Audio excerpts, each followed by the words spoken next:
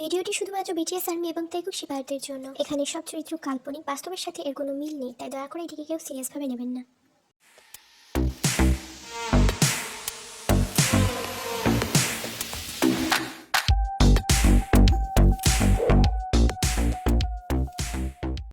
তেহিয়াং, তুমি আমার সাথে চলো, তোমার রুমটা দেখিয়ে দিই। তে কিছু না বলে চুপচাপ আয়ুর পিছনে হাঁটতে থাকে। এভাবে সারাটা দিন পার হয়ে যায়। তে কারোর সাথে ভালোভাবে কথা বলেনি এবং কিছু খাইও নি। রাতের বেলা আয়ু ও মিনহো খুব আদর করে যত্ন সহকারে তেকে বুঝিয়ে শুনিয়ে খাবার খাইয়ে দেয়। তারপর তে সারাটা দিনেও তার স্বামী নামক পুরুষটিকে একবারও বাড়িতে দেখতে পায়নি। রাতে খাওয়ার সময় তে মিনহোর কাছ থেকে শুনতে পায় একটা জমির ফসল জলের অভাবে নেতিয়ে গেছে। কাল কেন জল দেওয়া হয়নি সেই নিয়ে জাঙ্কুকের মাথা গরম আছে, আর ফসল নিয়ে একটু চিন্তাতেও। এসব শুনে তে মনে মনে ভেবেছে, কি সারাটা দিন ওই চাষের জমিতে থাকে? তাহলে তো সেই মানুষটা নিশ্চয়ই রোদ্রে পুড়ে কালো কুচকুচে হয়ে গেছে, আর গায়ে সবসময় ঘামের গন্ধ। হিউ, ভেবে কেমন গা গুলিয়ে আসছে। মম ড্যাড কিভাবে পারলো এমন একটা কাজ করতে? তে জানে জাঙ্কুক কিছুক্ষণ পর হয়তো এসেই এই রুমে ঢুকবে। তে এটা নিয়ে ভীষণ পরিমাণ চিন্তায় পড়ে গেছে। এবার যদি জাঙ্কুক তার কাছ থেকে স্বামীর অধিকার চায়, আর যাই হোক একটা গরু চড়ানো লোকের সাথে তে থাকতে পারবে না। এইসব ভাবনার মাঝেই নিচ থেকে কিছু আওয়াজ শুনতে পায়। তে বুঝতে পারে ওই জাঙ্কুকটা হয়তো চলে এসেছে। তে এবার ঝটপট দরজাটা লক করে লাইট অফ করে শুয়ে পড়ে। কিছুক্ষণ পর জাঙ্কুক তে রুমের বাইরে এসে ডোর ওপেন করে ভেতরে ঢুকে। তে কিছুটা ভয় পেয়ে যায়। এটা বাইরে থেকে ওপেন হলো কিভাবে? এবার তে বুকে কিছুটা সাহস নিয়ে উঠে বসে। জাঙ্কুক রুমের ভেতর ঢুকে দেখে রুমটা অন্ধকার, তবে সে আর লাইট জ্বালায় না।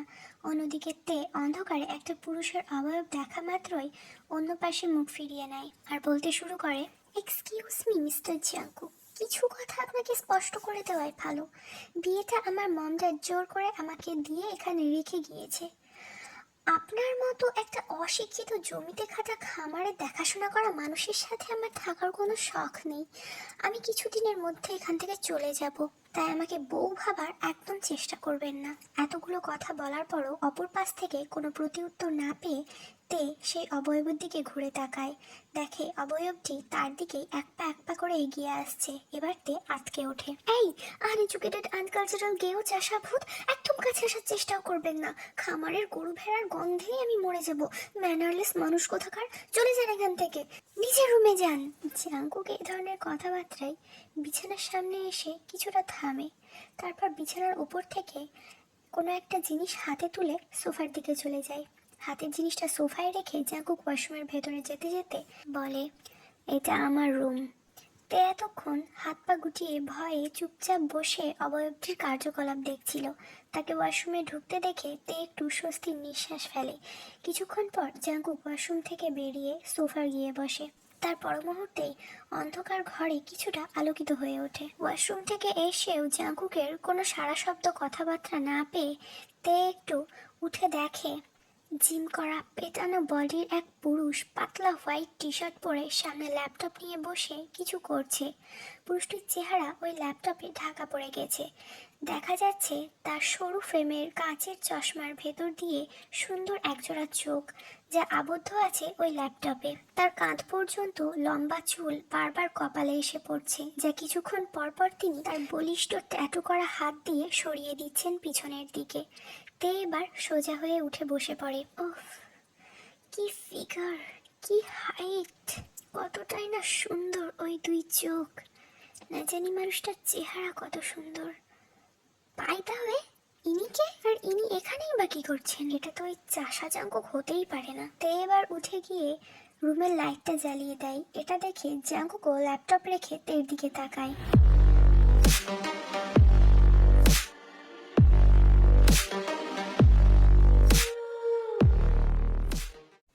তে জাঙ্কুককে প্রথম দেখাতেই ক্রাশ খায়।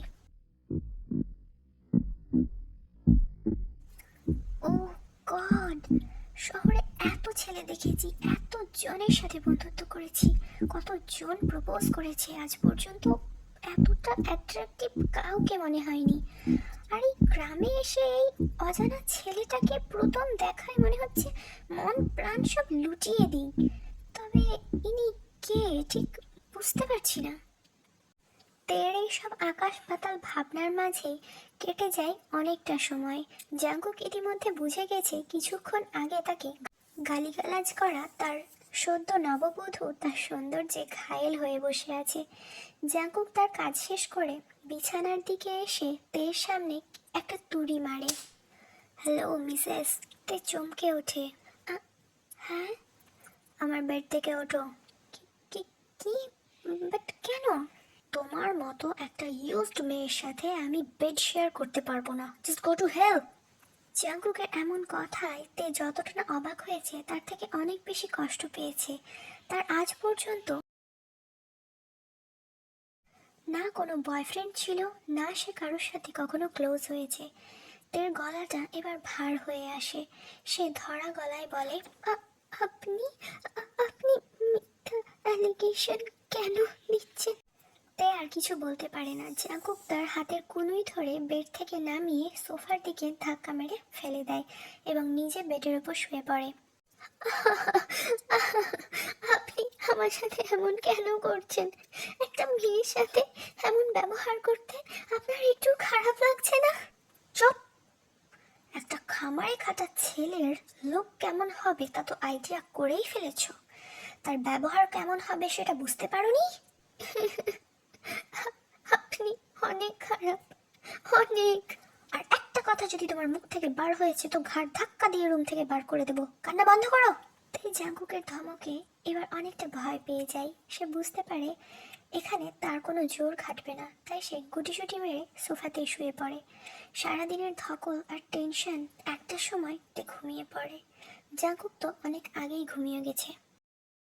পরদিন সকালে জাঙ্কুক অভ্যাসবশত 5টায় ঘুম থেকে উঠে ফ্রেশ হয়ে সোফার সামনে তার স্নিগ্ধ ঘুমন্ত পরিটিকে দেখে।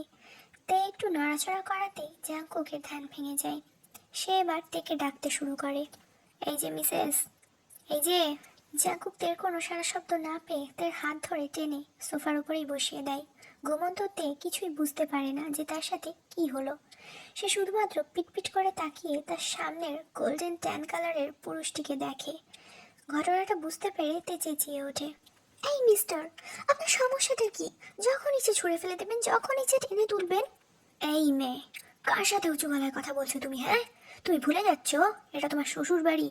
নাক ডেকে ঘুমাতে এসেছো এখানে? যাও গিয়ে ফ্রেশ হয়ে নাও। ওহো, আর আমি যদি না যাই? জাঙ্কুক তার চোয়াল শক্ত করে তেকে জোর পায়ে টেনে নিয়ে গিয়ে ওয়াশরুমে ঢুকিয়ে শাওয়ারের নিচে দাঁড় করিয়ে শাওয়ারটা অন করে নিজে বাইরে এসে দরজাটা লাগিয়ে দেয়।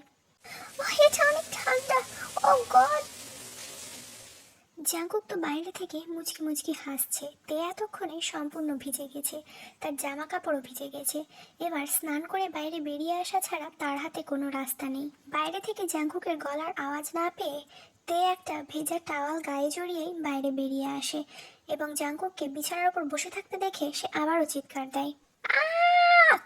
আপনি আপনি আমাকে এভাবে দেখার জন্য এখনো এখানে বসে আছেন? Shut up you idiot! তোমার শরীরে এমন কিছু নেই যা দেখে আমি আকর্ষিত হব। এই শাড়িটা নাও, পরো। বলে জাঙ্কুক তের দিকে একটা শপিং ব্যাগে গিয়ে দেয়। আমি শাড়ি পরবো? নেভার! আমার ব্যাগটা কোথায় গেল? আমার মম ড্যাড আমার সাথে আমার জামা কাপড়ের ব্যাগটাও এখানে রেখে গিয়েছে। সেটার মধ্যে jeans, shirt, trouser, T shirt এসব ছাড়া আর কিছুই ছিল না। সেগুলো তোমার পরার দিন শেষ। এখন থেকে তুমি শাড়ি আর সালোয়ারই পরবে। ছি, এসব কোনো ড্রেস হলো নাকি? আমি পরবো না। জাঙ্কুক এবার উঠে গিয়ে তের গায়ে থাকা টাওয়ালটার উপরে হাত দেয় সেটাকে খোলার জন্য। তে সেটা বুঝতে পেরে জাঙ্কুকের কাছে রিকোয়েস্ট করতে শুরু করে, কি কি করছেন এটা আপনি? হাত সরান প্লিজ। আমি পরবো, আপনি যা পরতে বলবেন আমি তাই পরবো, প্লিজ হাতটা সরান প্লিজ। জাঙ্কুক তার হাতটা সরিয়ে নেয়। তেও জাঙ্কুকের হাত থেকে শপিং ব্যাগটা নিয়ে শাড়িটা বার করে। দেখে সিল্কের মেরুন কালারের একটা শাড়ি, ছোট ছোট স্টোনের কাজ করা। তে আর কোনো কথা বাড়ায় না, ওয়াশরুমে গিয়ে ব্লাউজ আর পেটিকোট পরে শাড়িটা হাতে নিয়েই বেরিয়ে আসে। ওহ ফাক, সকালে উঠে থেকে আমি কি কম স্ট্রাগল করছি। এখনও করতে হবে। প্রথমত ঘুমন্ত অবস্থায় তোমার ড্রেস ঠিক ছিল না, তারপর ভেজা টাওয়াল পরে আমার সামনে এলে, আর এখন আমি তোমার পা, পিঠ, কোমর, পেট একদিনেই সব দেখে নিয়েছি সোনা। আর যে পারছি না। জাঙ্কুক মনে মনে কথাগুলো ভাবলেও মুখে বলে, কি মিসেস জিয়ন, আমাকে সিরিয়াস করার চেষ্টা করছো নিজের শরীর দেখিয়ে? ছি, কি নোংরা মন মানসিকতা তোমাদের শহরের মেয়েদের। আমার থেকে আদর পাওয়ার জন্য তুমি এতটা নিচে নামবে আমি ভাবতেও পারিনি। ছি। তে জাঙ্কুকের এমন কথায় অনেক বেশি কষ্ট পেয়ে কান্না করতে করতে বলে, স্ট্রেঞ্জ, আমি তো এমন ক্রপ টপ পরে বাইরে চলাফেরা করি, ওই জন্যই তো এইটুকু পরে বেরিয়ে এলাম, বাকিটা আপনার সাথে দেখে নেব বলে। শরীর দেখিয়ে চলার অভ্যেস তোমার থাকতে পারে, তবে আমার শরীর দেখার অভ্যেস নেই। কান্না বন্ধ করে সোজা হয়ে দাঁড়াও। তারপর জাঙ্কুক তেকে শাড়ি পরতে সাহায্য করে। তের কান্নার পরিমাণ তখন একদম কমে গেছে। জাঙ্কুক তেকে নিয়ে ডাইনিংয়ে আসে।